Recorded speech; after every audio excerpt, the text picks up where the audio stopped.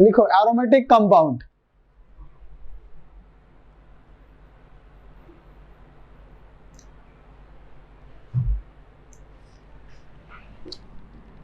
लिखो for a aromatic compound और a compound to be aromatic, a compound to be aromatic, it has to satisfy following three. For a compound to become aromatic, it has to satisfy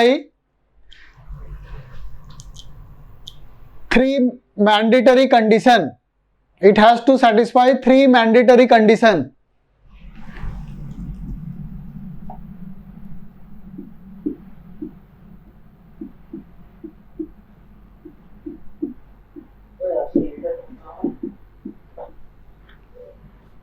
First condition, it has to be cyclic.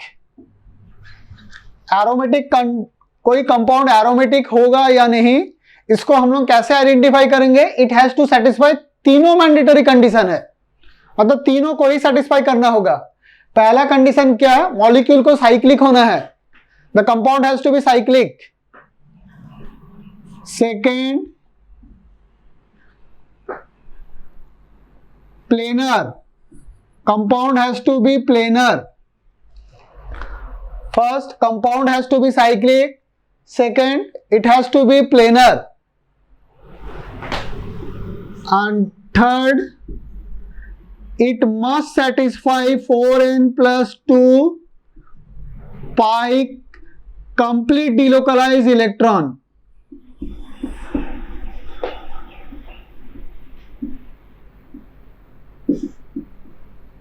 It must satisfy 4n plus 2 pi complete delocalized electron, where the value of n start from 0, 1, 2, 3 and so on. This 4n plus 2 pi complete delocalized electron, इस condition को इस rule को कहते हैं Huckel's rules.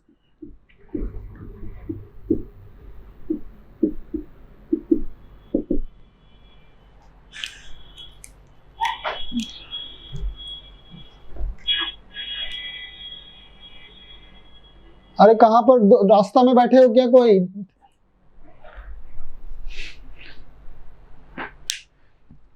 तो तीन mandatory condition है, एक तो साइक्लिक होना है, एक होना है प्लेनर भी होना है, and 4n plus 2 pi complete delocalize electron. अब वो होता क्या है बताएंगे। जहां n का वैल्यू क्या हो सकता है? It could be 0, 1, 2, 3, 4 so on. इस रूल को, थर्ड रूल को क्या बोलते हैं? Huckel's rule. Huckel's rule of aromaticity. Huckel's rules of aromaticity.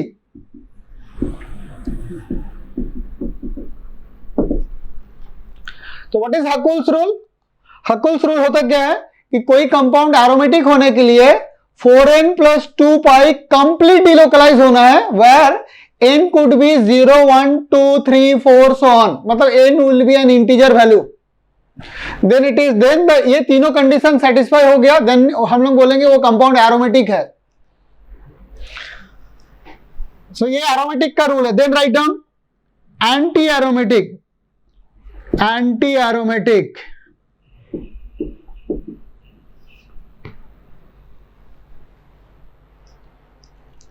कोई कंपाउंड एंटी एरोमेटिक होगा या नहीं, इसके लिए भी कुछ कंडीशन है जो मैंडेटरी कंडीशन है। पहला कंडीशन क्या है? इसके लिए भी cyclic. Second, planar, and third 4n pi complete delocalize electron होना है उसमें, कंप्लीट डिलोकलाइज्ड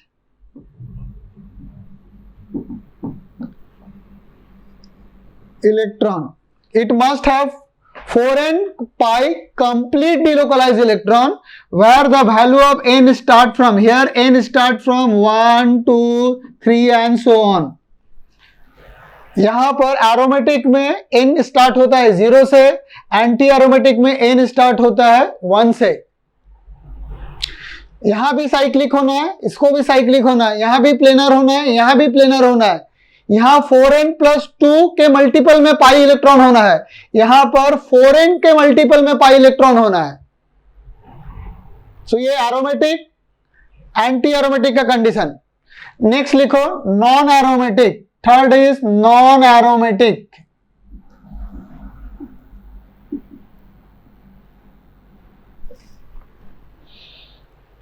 तो नॉन एरोमेटिक हम लोग कैसे निकालेंगे? नॉन एरोमेटिक के लिए पहले हम लोग चेक करेंगे कि वो एरोमेटिक है कि नहीं, फिर चेक करेंगे एंटी एरोमेटिक है कि नहीं। If both is not there then it is non aromatic. If it is not aromatic, if it is not anti-aromatic, then it is non-aromatic। Non word use करेंगे, not नहीं, non aromatic. Non aromatic करने का निकालने का तरीका क्या है? Aromatic check करेंगे है कि नहीं, एंटी एरोमेटिक चेक करेंगे है कि नहीं। ये दोनों यदि नहीं है तो उसका मतलब वो नॉन में आ जाएगा, नॉन एरोमेटिक। फिर लिखो according to the thermodynamic stability या according to thermodynamics और based upon thermodynamics, कुछ भी लिखो, based upon thermodynamics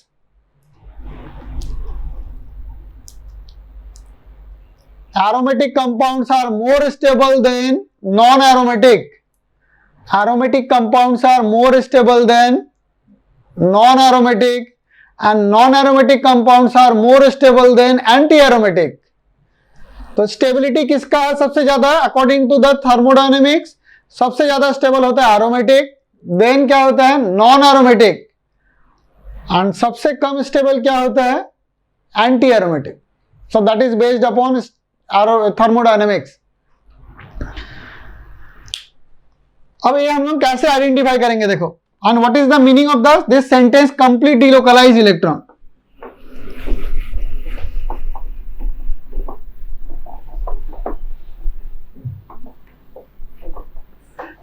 इसमें एक पॉइंट और लिख लो, if the molecule has unpaired electron, if the molecule has unpaired electron then it will not be aromatic. Molecule में यदि अनपेयर्ड इलेक्ट्रॉन आ गया तो कभी एरोमेटिक होगा नहीं। फिर लिखो, इसमें नोट कर लो, aromatic compounds are diamagnetic in nature. aromatic compound are diamagnetic in nature। और हमें पता है व्हाट इज डायमैग्नेटिक नेचर का मतलब। डायमैग्नेटिक का मतलब इसमें कोई अनपेयर्ड इलेक्ट्रॉन नहीं होता है, सब इलेक्ट्रॉन पेयर्ड के फॉर्म में होगा।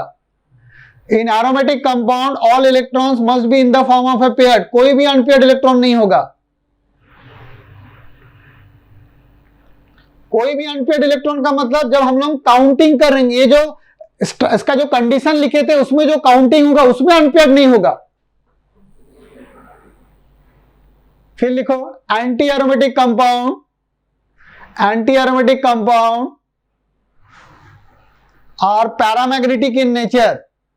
Anti aromatic compounds are paramagnetic in nature.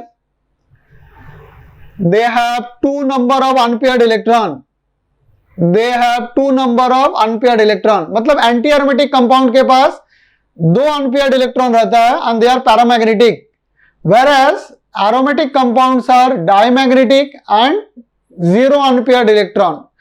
इससे तो एक पता चल गया कि एरोमेटिक कंपाउंड का मैग्नेटिक मोमेंट हो जाएगा जीरो, क्योंकि अनपेयर्ड इलेक्ट्रॉन ही नहीं है। अनपेयर्ड इलेक्ट्रॉन नहीं है तो मैग्नेटिक मोमेंट क्या होता है? Magnetic moment is root under n into n+2, where n is the number of unpaired electron. Magnetic moment is given by root under n into n+2, where n is the number of unpaired electron. तो aromatic compound में n का value तो zero हो गया, मतलब magnetic moment होगा नहीं। whereas anti aromatic compound में दो अनपेयर्ड इलेक्ट्रॉन होगा। So anti aromatic compounds are paramagnetic in nature. अब ये जो हम लोग डिस्कस किए उसको हम अप्लाई कैसे करेंगे, दैट इज मोस्ट इंपॉर्टेंट, क्योंकि ये रूल हम जाने ना जाने हमें एप्लीकेशन जानना चाहिए।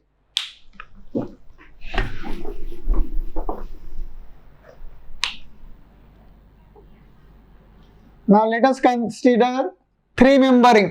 थ्री मेंबर रिंग को देखो, यहां पर हाइब्रिडेशन क्या होता है थ्री मेंबर रिंग का, यहां पर sp3 sp3 sp3 sp3 का मतलब तो हमें पता है कि नॉन प्लेनर होना चाहिए। मगर तुमको ये ध्यान रखना है 3 मेंबर रिंग में स्ट्रेन ज्यादा होता है, एंगल ऑफ स्ट्रेन सबसे ज्यादा होता है, and 3 member rings are planar होता है। Though it is sp3 hybridized but the ring is planar. ये तुम्हें पॉइंट याद रखना है। Ring itself is a planar though it is hybridization are sp। Hybridization क्या हो जाता है यहां पर sp3, each carbon is sp3 but the ring is a planar ring. अच्छा अब यहां पर देखते हैं, यहां पर एक डबल बॉन्ड लेके आते हैं, तो यहां how many number of pi electron, देखो रिंग साइक्लिक है, the ring is a cyclic, पहला कंडीशन सेटिस्फाई हो गया। रिंग प्लेनर है, 3 मेंबर रिंग ऑलरेडी प्लेनर होता है, तो यहां तो हाइब्रिडेशन भी sp2 आ गया। अब डबल बॉन्ड आने से हाइब्रिडेशन क्या बन गया sp2, तो वो तो प्लेनर पहले से ही था, ऑब्वियसली अभी भी है। और यहां पर पाई इलेक्ट्रॉन क्या है, कितना, how many pi electron, there are 2 pi electron. Pi bond कितना, how many pi bond, 1 pi bond, 1 pi bond is made of 2 pi electron.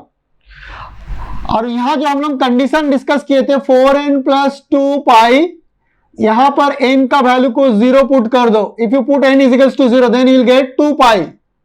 तो 2 पाई तो यहां पर भी है, there are 2 pi electron, it is also cyclic, it is also planar. Can we say it is aromatic, no we can not say it is aromatic. क्यों, क्योंकि ये जो इलेक्ट्रॉन है पाई इलेक्ट्रॉन वो डीलोकलाइज नहीं है, वो लोकलाइज इलेक्ट्रॉन है। डीलोकलाइज का मतलब it has to be part of the resonance, resonance phenomena में इसका पार्टिसिपेशन होना चाहिए, ये तो पार्टिसिपेशन कर नहीं रहा है, ये तो फिक्स्ड इलेक्ट्रॉन है, लोकलाइज इलेक्ट्रॉन है। हमें ये जो इलेक्ट्रॉन चाहिए डीलोकलाइज चाहिए, लोकलाइज नहीं चाहिए। So what kind of compound it is now, तो यहां जब इलेक्ट्रॉन लोकलाइज इलेक्ट्रॉन है तो ये एरोमेटिक भी नहीं है, एंटी एरोमेटिक भी नहीं है, तो ये है क्या, ये नॉन एरोमेटिक कंपाउंड है। Neither it is anti aromatic. Aromatic क्यों नहीं हुआ, क्योंकि इसके पास डीलोकलाइज इलेक्ट्रॉन होना चाहिए, नंबर मैच करने से नहीं चलेगा। इसके पास भी 2 पाई है, इसके पास भी 2 पाई था, मगर हमें तो यहां जो इलेक्ट्रॉन चाहिए था वो डीलोकलाइज, मतलब वो रेजोनेंस में पार्टिसिपेशन चाहिए, यहां तो वो है नहीं। So what kind of compound it is? It is a non-aromatic compound. अब यहीं पर देखो, यहां पर हम लोग एक पॉजिटिव चार्ज लेके आ जाते हैं, let us have a positive charge. अब यहां पर क्या है, देखो double bond, single bond, positive charge, that means हमें अब अंदर में कॉन्जुगेशन दिख रहा है। अब यहां इसका रेजोनेंस स्ट्रक्चर स्टार्ट हो जाएगा। अब इसका रेजोनेटिंग स्ट्रक्चर हम लोग लिखेंगे कैसे, यहां पर गया, सो डबल बॉन्ड यहां बन गया, पॉजिटिव चार्ज अब यहां पर आ गया। अब नेक्स्ट स्ट्रक्चर में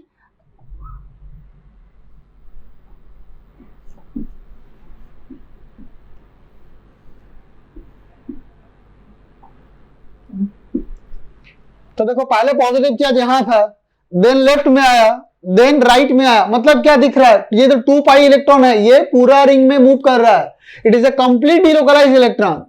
now it is a complete delocalize, cyclic और प्लेनर पहले से ही था, अभी ये जो 2 पाई है that is a complete delocalize. Now we can say this compound, this species is a aromatic species, this is aromatic compound. So aromatic compound के लिए ये जो इलेक्ट्रॉन है it has to be complete delocalize, complete का मतलब पूरा ring में घूमना चाहिए, देन ओनली हमें उसको काउंट करना है।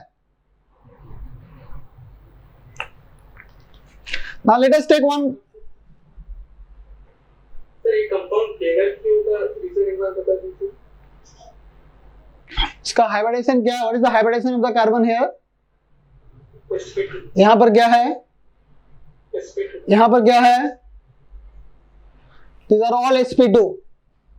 तो sp2 का हाइब्रिडेशन होगा तो क्या होता है, प्लेनर। पहले भी बताया ना, 3 मेंबर रिंग, ऑलरेडी तो बता रहे हैं कि 3 मेंबर रिंग प्लेनर होता है।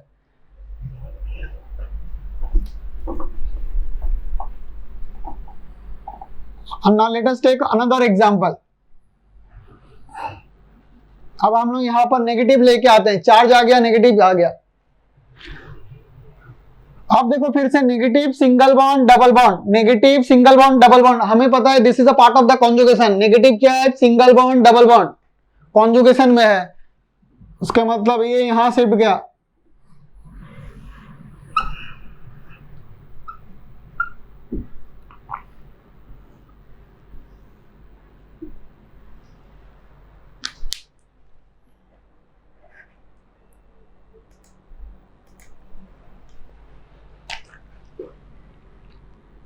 यहां डबल बॉन्ड, यहां पर नेगेटिव चार्ज आ गया।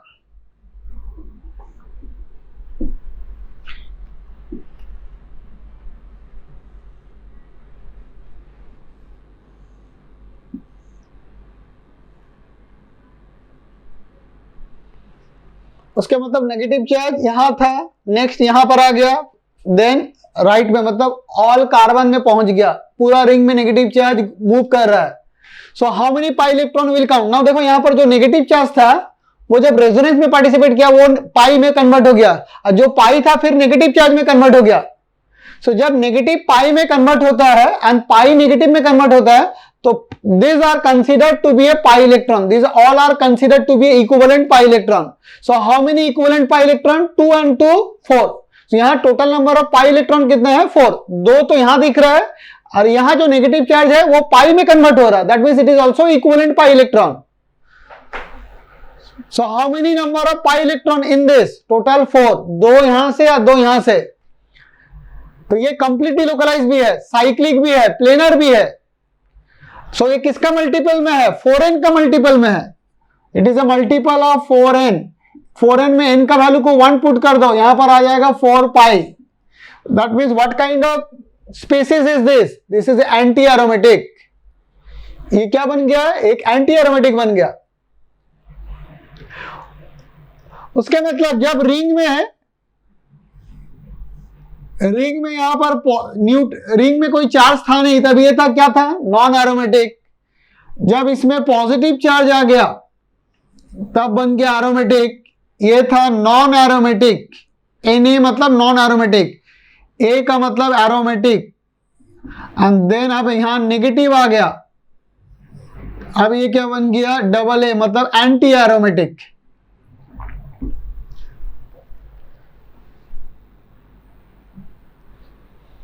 सो थर्मोडायनेमिकली ये तीनों में सबसे स्टेबल कौन है? Aromatic, then non aromatic and anti aromatic is the least stable.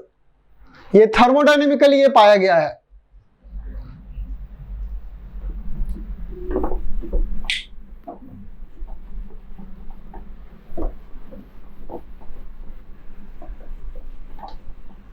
Sir हाँ सर, मतलब यहाँ पे हम लोग चार्ज डिस्ट्रीब्यूशन नहीं देखते हैं। क्या चार्ज डिस्ट्रीब्यूशन? मतलब आपने बताया था ना, मतलब जिस बॉडी पर अगर चार्ज चार्ज डिस्ट्रीब्यूशन बोला, चार्ज डेंसिटी ज्यादा हुआ तो उसका पोटेंशियल एनर्जी बढ़ जाएगा, फिर स्टेबिलिटी भी घट जाएगा। वही तो अभी हम लोग कंपेयर किए, तो सबसे ज्यादा हम लोग तो बोल रहे हैं यहाँ पे मतलब सबसे ज्यादा एरोमेटिक है, ठीक है, और नॉन एरोमेटिक में तो कोई चार्ज नहीं है। अभी बताए ना थर्मोडायनेमिकली हम लोग देख रहे हैं ना, बेस्ड अपॉन थर्मोडायनेमिक्स। अच्छा ठीक है सर, तो नॉर्मली भी वही बोलेंगे। हाँ वही तो हम लोग डिस्कस किए, बेस्ड अपॉन थर्मोडायनेमिक्स सबसे स्टेबल होता है एरोमेटिक, देन होता है non aromatic, anti aromatic is the least stable. उसका बनने का टेंडेंसी बहुत ही कम होता है, क्योंकि कोई least stable less stable molecule बनेगा क्यों? क्योंकि वो तो स्टेबल ही नहीं है, तो वो बनना ही नहीं चाहेगा, तो उसका फॉर्मेशन बहुत ही कम होता है। ठीक सर, थैंक यू सर।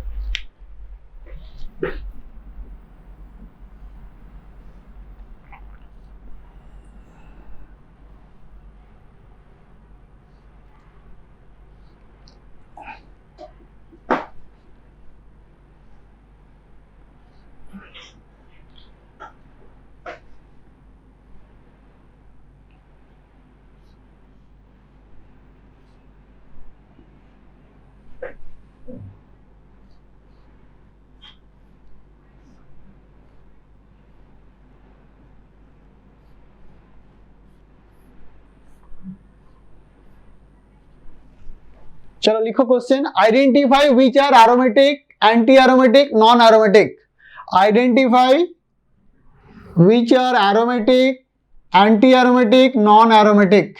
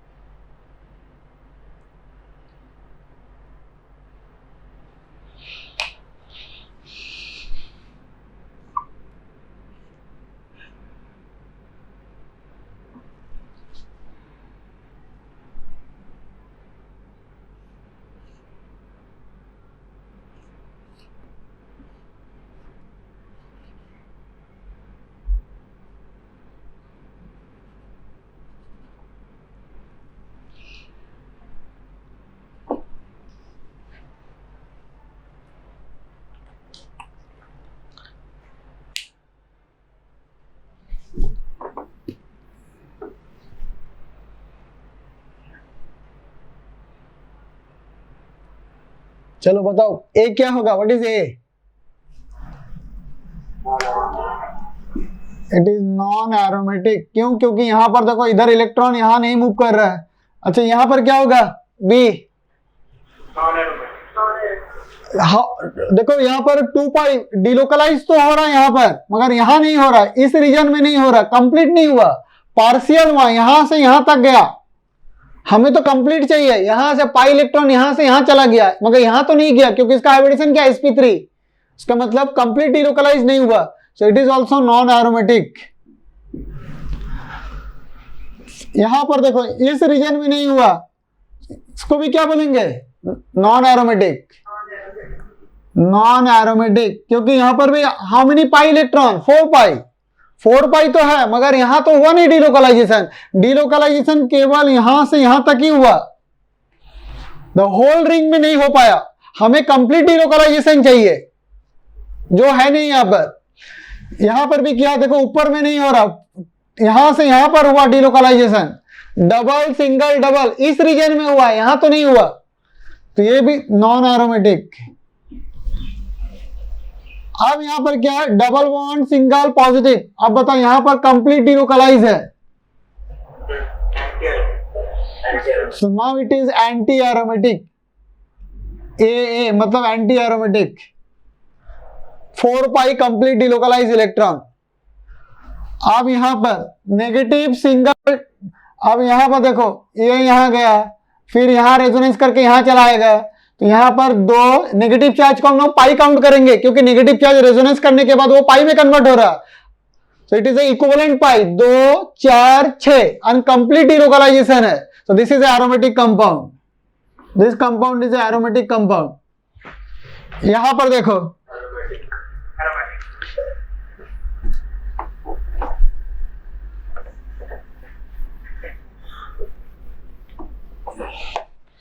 अब यहां पर ध्यान से देखो, यहां पर double bond single bond positive. In general देखो नॉर्मल केस में हमें पता है 2 कंसेक्यूटिव कार्बन में सेम चार्ज आ नहीं सकता है। 2 कंसेक्यूटिव कार्बन में सेम चार्ज कभी नहीं आता है, मगर यहां क्यों आ गया? क्योंकि this is highly stable compound. यहां पर क्या हो गया? ये यहां चला गया, जब यहां चला गया तो ये जो पॉजिटिव चार्ज यहां था ये घूम के कहां पर आ गया? यहां पर आ गया।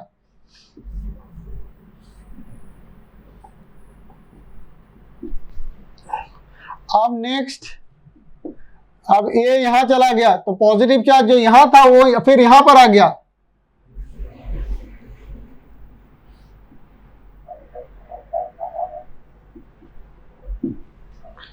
So it is a complete movement of 2 pi electron throughout the ring. So this structure is known as aromatic. Aromatic system में है, दैट्स व्हाई 2 पॉजिटिव चार्ज आ गया, 2 कंसेक्यूटिव कार्बन में सेम चार्ज आ गया।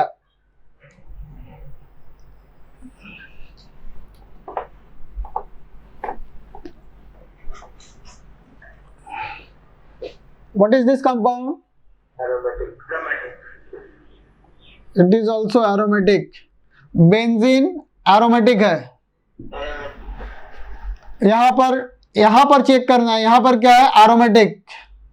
मतलब हमें अब बाहर नहीं देखना है, ये नहीं समझना है कि ये तो sp3 है, ये तो प्लेनर नहीं है। जहां पर चेक हो रहा है वहां हम तो रिंग को चेक करेंगे, बाहर क्यों चेक करेंगे?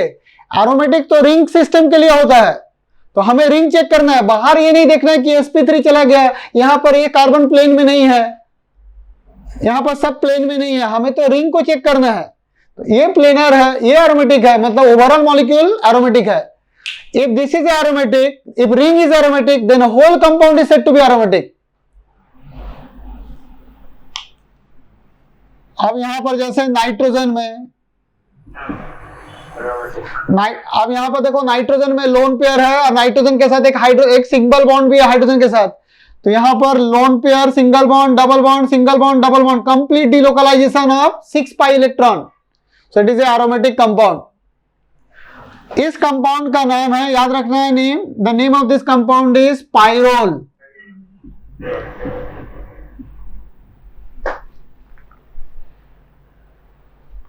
सो pyrrole is aromatic compound. Now coming to the next compound, यहां पर भी नाइट्रोजन है। अब यहां पर नाइट्रोजन में लोन पेयर प्रेजेंट है। अब देखो यहां पर double bond, single double, single double. अब नाइट्रोजन का जो लोन पेयर है वो कभी भी पार्टिसिपेशन रिंग यहां पर डिलोकलाइजेशन में पार्टिसिपेशन नहीं करेगा। क्यों? क्योंकि यदि ये डिलोकलाइजेशन में पार्टिसिपेशन करता है तो यहां तो डबल बॉन्ड आ जाएगा, तो 2 कंसेक्यूटिव डबल बॉन्ड आ जाएगा रिंग के अंदर। In a ring system 2 consecutive double bond is not possible. क्यों? क्योंकि यहां पर हाइब्रिडाइजेशन नाइट्रोजन का sp पहुंच जाएगा। रिंग सिस्टम में 2 कंसेक्यूटिव डबल बॉन्ड नहीं आ सकता है, इससे हाइब्रिडेशन sp पहुंच जाएगा। sp का मतलब बॉन्ड एंगल 180 उसको होना होगा, तो रिंग तो टूट जाएगा उस केस में। उसके व्हाट डज इट मीन? इसका मतलब यहां जो नाइट्रोजन में लोन पेयर है कहां पर प्रेजेंट है? वो प्रेजेंट है हाइब्रिड ऑर्बिटल में प्रेजेंट है, क्योंकि हमें पता है कि resonance is the phenomena of the p orbital. अब ध्यान दो, ये दोनों 2 केस पे ध्यान दो। पाइरोल एंड इस कंपाउंड का नाम तो पहले याद रखना है। This name of this compound is pyridine.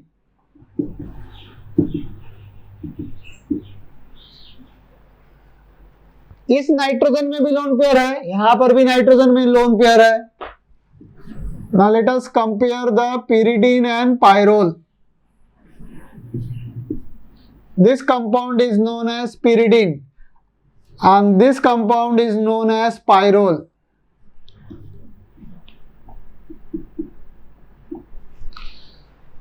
तो ध्यान रखना है the lone pair present over here, it is in the sp hybrid orbital, sp2 में है। और यहां जो लोन पेयर है विच इज प्रेजेंट इन, कहां पर प्रेजेंट है? यहां पर जो लोन पेयर है p में प्रेजेंट है। दोनों में ये डिफरेंस है पहला। सेकंड क्या देखो डिफरेंस क्या है? यहां जो लोन पेयर है वो लोकलाइज लोन पेयर है, यहां जो लोन पेयर है वो हाईली डिलोकलाइज लोन पेयर है, क्योंकि ये पार्टिसिपेशन कर रहा है रिंग में डिलोकलाइजेशन में, तब ये जाके एरोमेटिक सिस्टम में कन्वर्ट हो रहा। सो this lone pair is the part of aromaticity. इसके चलते सिस्टम में एरोमेटिसिटी गेन हो रहा एंड द सिस्टम स्टेबल हो रहा। सिस्टम का मतलब molecule. So this lone pair is highly delocalized whereas this lone pair is localized. उसका मतलब अब तुम ऐसा सोचो, क्योंकि एक हम लोग एसिड लाते हैं, मान लेते हैं HCl। अब HCl के सामने में दोनों को रख दिया जाता है, तो ये बताओ HCl एज ए एसिड वो कहां अटैक करेगा? नाइट्रोजन, पिरिडीन का नाइट्रोजन या पाइरोल का नाइट्रोजन? पिरिडीन। क्यों? क्योंकि the lone pair here is localized whereas the lone pair is delocalized. ये तो है नहीं यहां पर, ये तो घूम रहा है, व्हेयरएज ये तो यहीं पर है। उसका मतलब इस नाइट्रोजन में कॉन्सेंट्रेशन ऑफ इलेक्ट्रॉन ज्यादा है। उसका मतलब इस एसिड को हमेशा इलेक्ट्रॉन चाहिए, मतलब एसिड को तो बेस चाहिए। This nitrogen is more basic than this nitrogen, so thereby HCl will attack on pyridine rather than pyrrole। तो यहां से क्या पॉइंट निकला हमारा कि pyridine is more basic than pyrrole. pyridine is more basic than pyrrole. इसका Kb का value, pyridine का केबी का वैल्यू पाइरोल से ज्यादा होता है, but both are aromatic. Only difference इसका लोन पेयर sp2 में है, इसका लोन पेयर p में है। इसका लोन पेयर एरोमेटिक सिस्टम में पार्टिसिपेशन में है, इसका लोन पेयर एरोमेटिक सिस्टम में पार्टिसिपेशन नहीं है। एरोमेटिक सिस्टम में अंदर में जो पाई इलेक्ट्रॉन है 6 पाई वही घूम रहा है।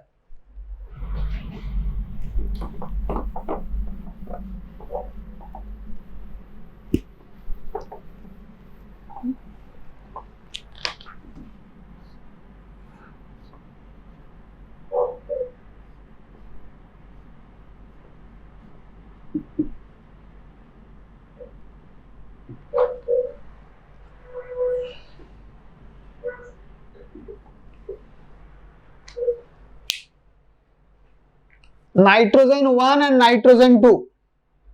अब यहां पर बताओ H plus acid, H plus का मतलब एसिड, एसिड का अटैकिंग ऑर्डर क्या होगा? नाइट्रोजन 1 में पहले अटैक करेगा या नाइट्रोजन 2 में? नाइट्रोजन 2 जो है उसका जो लोन पेयर है which is not part of the resonance, this is a localized lone pair, whereas this lone pair is a delocalized lone pair. उसका मतलब इस लोन पेयर में नाइट्रोजन, इस लोन पेयर के चलते यहां पर इलेक्ट्रॉन डेंसिटी है नहीं ज्यादा, वो तो इलेक्ट्रॉन तो वो घूम रहा है हमेशा, मगर ये लोन पेयर तो यहीं पर है। तो उसका मतलब एज ए एसिड का अटैकिंग सबसे पहले 2 में होगा, then it can go to the 1। First वो 2 में अटैक करेगा, क्योंकि 2 में जो लोन पेयर है नाइट्रोजन में वो लोकलाइज्ड लोन पेयर है, मतलब उसका इलेक्ट्रॉन डेंसिटी ज्यादा है। इलेक्ट्रॉन डेंसिटी ज्यादा का मतलब इसका इलेक्ट्रॉन रिलीजिंग पावर ज्यादा है, so this is a stronger Lewis base compare to this nitrogen.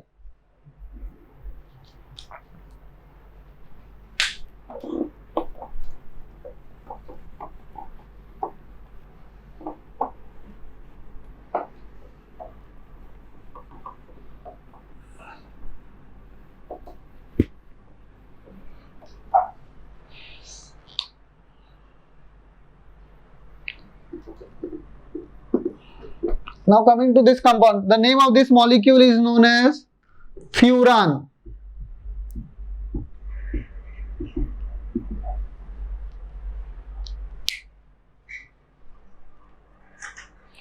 भाई म्यूट करके क्लास करो, जब बात करना होगा तभी बात करोगे.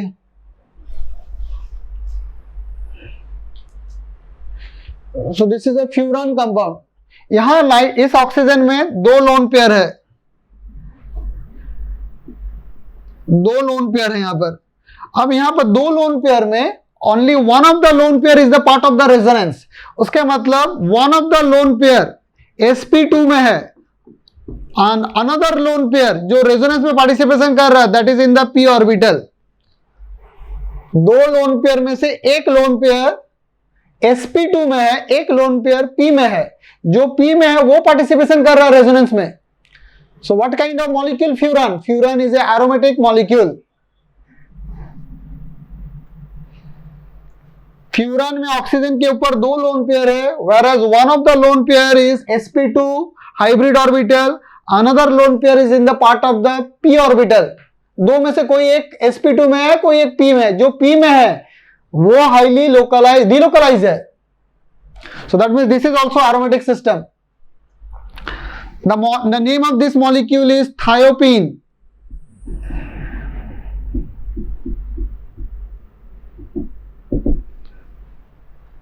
इस thiopene में सल्फर में भी दो लोन पेयर है.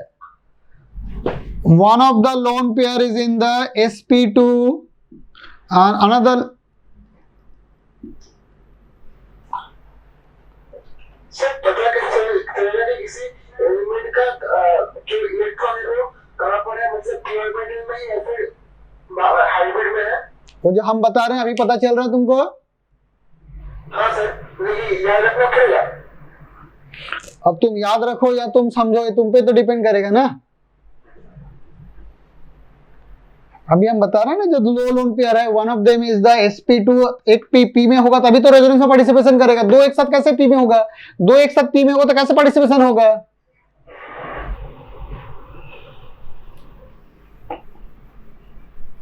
So in thiopene, sulfur has two lone pair. One of the lone pair is in the p orbital, which is the part of the resonance. Another lone pair is present in the sp2, which is not part of the resonance. तो delocalization में how many pi electron? दो, चार and lone pair एक count करेंगे. One lone pair मतलब दो, 6 हो गया. So it is also 6 pi delocalized electron.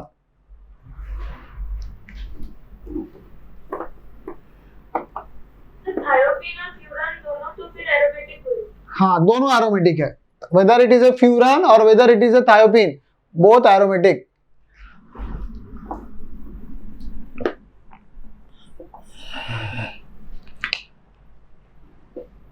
एक और मॉलिक्यूल देखो यहीं पे, let us consider selenium. Oxygen group का ही मेंबर है.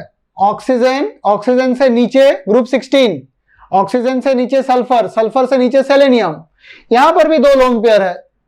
जैसे ऑक्सीजन में था दो लोन पेयर, उससे नीचे सल्फर, सल्फर में भी दो लोन पेयर, थायोपीन में, सेलेनियम में भी दो लोन पेयर.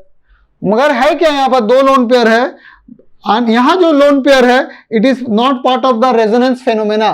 मतलब क्या, यहाँ जो लोन पेयर है which is present in the hybrid orbital sp3 and sp3 में प्रेजेंट है. अच्छा क्यों हाइब्रिड में, क्यों ये p ऑर्बिटल में प्रेजेंट नहीं है? अब यदि मान लो कि p ऑर्बिटल में प्रेजेंट है तो यहां पर जो लोन पेयर होगा इसका वो रेजोनेंस में पार्टिसिपेशन नहीं कर सकता. क्यों? क्योंकि इसका सेलेनियम, ऑक्सीजन का लोन पेयर कहां रहता है? 2p में. उससे नीचे सल्फर, लोन पेयर कहां था? 3p में. मतलब 2p तो ओवरलैपिंग आसानी से हो गया. सल्फर में जब हम लोग थायोपीन डिस्कस किए, इन द केस ऑफ थायोपीन यहां जो लोन पेयर था, the lone pair was present in 3p। तो ओवरलैपिंग किसका हो रहा था? 3p के साथ कार्बन का 2p, 3p 2p ओवरलैपिंग चल रहा था। सो उसका मतलब साइज का मिसमैच था, मगर ज्यादा साइज का डिफरेंस नहीं हुआ, अभी भी 3p 2p था, which is obviously which is lesser than 2p 2p। मगर अब यहां पर क्या है, सल्फर में सेलेनियम में लोन पेयर कहां पर है? 4p, और उसको जाना कहां पर है? कार्बन का 2p। तो 4p 2p का मतलब क्या? साइज का गैप ज्यादा बढ़ गया। 4p ऑर्बिटल है, मान लो यहां पर है, this is 4p, and 2p मान लेते हैं यहां पर है, तो ये ओवरलैपिंग ठीक से मिक्स नहीं कर पाएगा। तो मिक्सिंग के लिए क्या चाहिए? साइज का गैप, साइज का डिफरेंस कम चाहिए। तो ओवरलैपिंग 2p 2p तो बन जाएगा, 2p 3p भी बन जाएगा, मगर 4p एंड 2p का ओवरलैपिंग सही से नहीं हो पाएगा। सो दिस कंपाउंड, उसका मतलब यहां जो लोन पेयर है which is not part of the delocalisation, तो ये किस टाइप का मॉलिक्यूल है? This is a non aromatic molecule.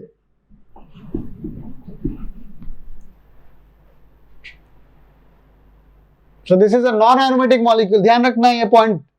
Now coming to the next molecule. अब यहां पर देखो, उस मॉलिक्यूल का नाम क्या है? ये आयन है, आयन,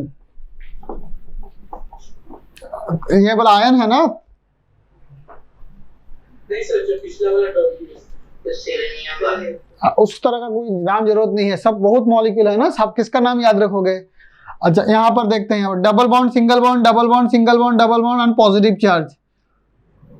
अब यहां पर देखो कंप्लीट डिलोकलाइजेशन है, डबल यहां चला गया, रेजोनेंस जब हो गया तो यहां चला गया, पॉजिटिव यहां पर आ गया।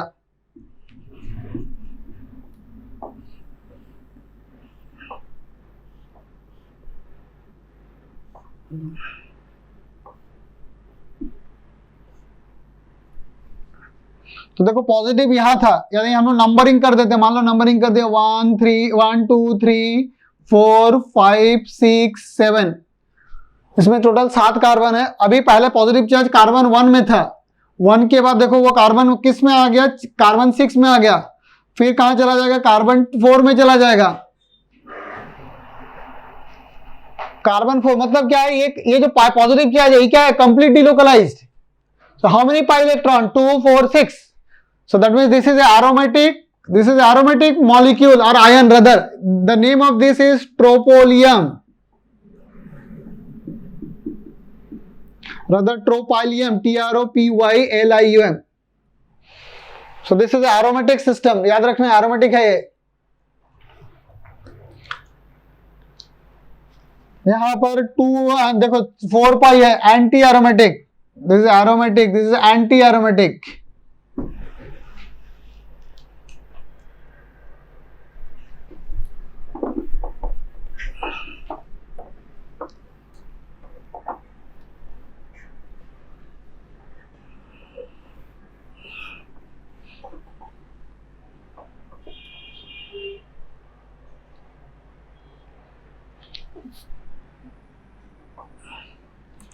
अब यहां पर क्या है?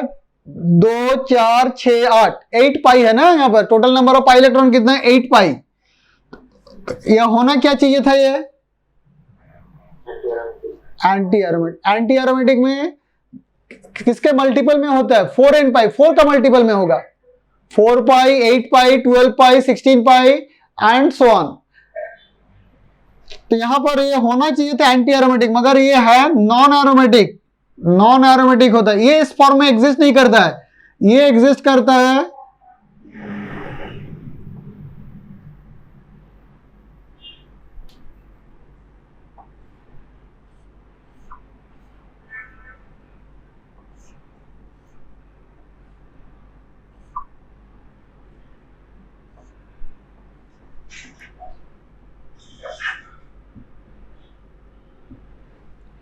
इस टफ फॉर्म में एग्जिस्ट करता है, इस टाइप का शेप में एग्जिस्ट करता है ये मॉलिक्यूल। लिख तो रहे हैं ऐसे, मगर एक्चुअल रिप्रेजेंटेशन ये होता है इस मॉलिक्यूल का। अब यहां पर क्या है? 2 हाइड्रोजन जो है यहां पर, क्योंकि हर कार्बन के साथ एक एक हाइड्रोजन अटैच है, तो यहां जो 2 हाइड्रोजन है, due to the repulsion of this 2 hydrogen, इस 2 हाइड्रोजन का जो रिपल्सन के चलते it loses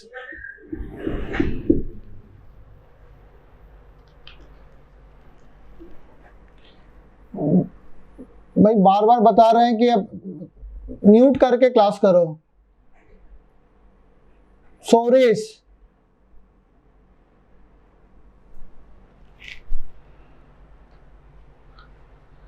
so due to the repulsion of these two hydrogen, it loses planarity.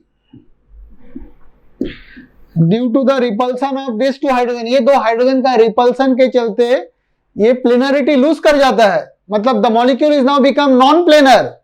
Non planar का मतलब ये क्या बन गया, अभी नॉन एरोमेटिक बन गया। और ये बनना क्या चाहिए था, एंटी एरोमेटिक, मगर है क्या ये नॉन एरोमेटिक, मतलब तुमको इसको याद रखना पड़ेगा, this is non aromatic molecule. अब तुम बोलोगे सर हम पहचानेंगे कैसे, तो ये जो हम लोग डिस्कस कर रहे हैं, ये थियोरेटिकल डिस्कस कर रही है, प्रैक्टिकल एक्सपेरिमेंटल डिस्कस कर रहे हैं। तो तुम्हें कोई भी मॉलिक्यूल दिया रहेगा तो तुम प्रैक्टिकल करोगे कि तुमको जानना होना चाहिए पहले से। एग्जाम में कोई तुम्हें एग्जाम में यदि वो मॉलिक्यूल पहले से पता है then only you can solve.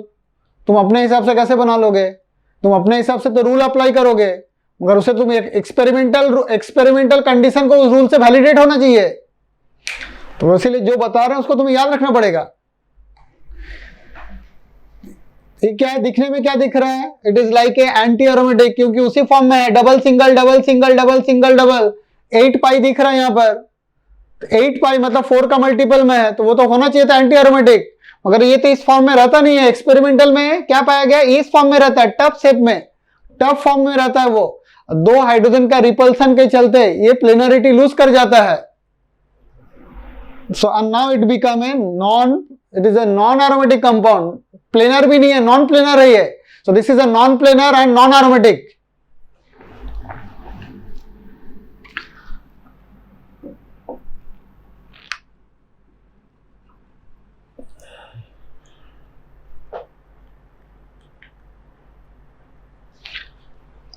अब यहां पर देखो, फिर से यहां पर 2 4 6 8 वही कंडीशन यहां पर आई है, this is also non aromatic.